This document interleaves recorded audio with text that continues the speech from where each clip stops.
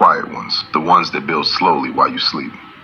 No warning, no time to call for help, no second chance. And here is what shocks most of my patients when I tell them this in the recovery room. Those events are almost always triggered by something ordinary, something completely unremarkable, something you did before turning off the light. I'm Dr. Kevin Adewale. I'm a cardiac surgeon.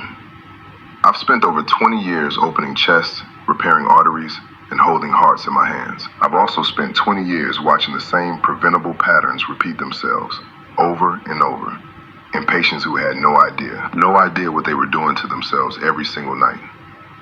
Tonight I'm going to show you 5 of those patterns, 5 habits that are quietly loading the gun while you sleep.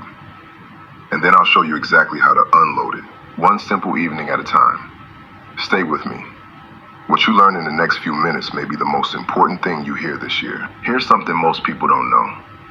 Your cardiovascular system doesn't take a break when you fall asleep. It shifts gears. In a healthy body, nighttime is when your blood pressure naturally dips, usually 10 to 20% lower than during the day. Your heart rate slows. Your arteries relax. It's a biological reset, a form of maintenance the body has been running for your entire life. But after 60, that system becomes less reliable. The blood vessels stiffen. The pressure regulation gets less precise. Certain hormonal signals that used to protect the heart at night, they start to weaken. And the margin for error gets much, much smaller. Think of it this way. During the day, your cardiovascular system has backup mechanisms. It can compensate. It can adapt. At night, many of those mechanisms are offline. The body is running on a skeleton crew.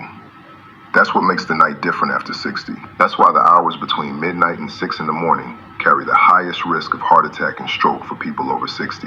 Not the afternoon, not the morning rush, the quiet hours, the hours when no one is watching, but your habits are. Now here's the part that changes everything.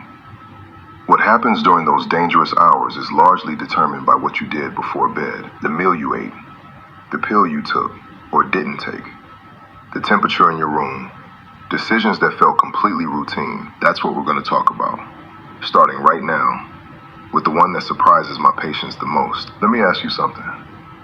What time did you eat dinner last night? And what was on the plate? I ask every patient that question, and for a surprising number of people over 60, the answer is somewhere around 8 or 9 at night, sometimes 10 at night. A full meal, pasta, rice, meat, maybe something fried, followed by the couch, then bed within an hour or 2. I understand why it happens. Busy days, family schedules, the habit of a lifetime. But from a cardiac standpoint, this habit is quietly harming your heart. A heavy meal late at night is one of the most underestimated stressors your heart faces. Here's what's happening inside your body.